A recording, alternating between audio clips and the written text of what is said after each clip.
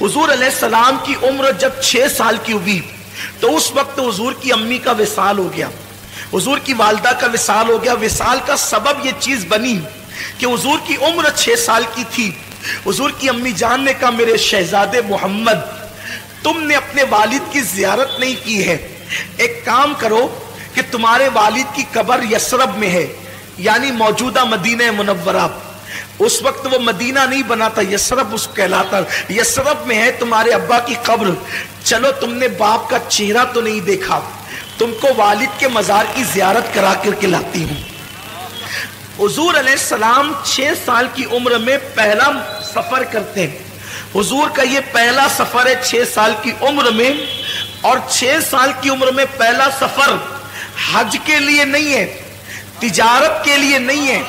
نماز کے لیے نہیں ہے، بلکہ مزار کی زیارت کے لیے۔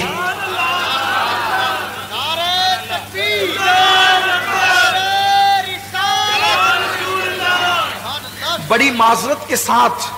جو دوست قبروں کے مخالف ہیں، مزارات کی زیارت کے مخالف ہیں، میں ان کو کہنا چاہتا ہوں کہ حضور نے تو زندگی کا پہلا سفر مزار مقدس کی زیارت کے لیے کیا، اور وہ بھی اپنے والد کے مزار کی زیارت کے لیے۔ 6 سال کی عمر میں حضور اپنی امی سے کہتے ہیں امی ٹھیک ہے، دراصل بات یہ تھی کہ حضور اپنی ماں کے پیٹ میں تھے،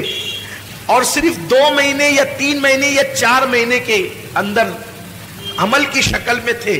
حضور کے والد کا وصال ہو گیا، حضور کے والد کا وصال ہو گیا، وہ تجارت کے لیے گئے تھے، ملک شام سے واپس لوٹ رہے تھے جسے ہم مدینہ منورہ کہتے ہیں۔ اب جب وہاں پہنچے تو ان کی ننیال میں رکے، بیمار ہوئے اور وہیں پر آپ کا وصال ہو گیا۔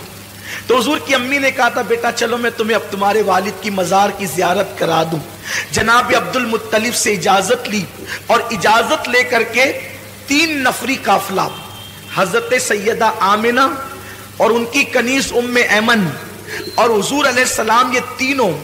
چل پڑے مدینہ شریف کی طرف۔ اب میں اس کو یثرب نہیں کہوں گا کیونکہ ہمارے یہاں یثرب کہنا بے ادبی ہے، لیکن اب آپ سمجھ لیں کہ وہ یثرب پرانا نام ہے اور ابھی وہ مدینہ نہیں بنا تھا، لیکن پھر بھی میں مدینہ منورہ کہوں گا۔ تو سرکار چلے، 1 مہینے تک حضور نے اپنی امی کے ساتھ وہاں قیام کیا بچپنے میں 6 سال کی عمر میں، اور قبر والد کی قبر پہ جاتے امی کے ساتھ۔ جب رخصتی کا وقت آیا کہ اب جانا ہے مکہ المکرمہ، تو حضور کی امی کبھی اپنے شوہر کی قبر کو دیکھتی ہے اور کبھی حضور کے چہرے کو دیکھتی ہے۔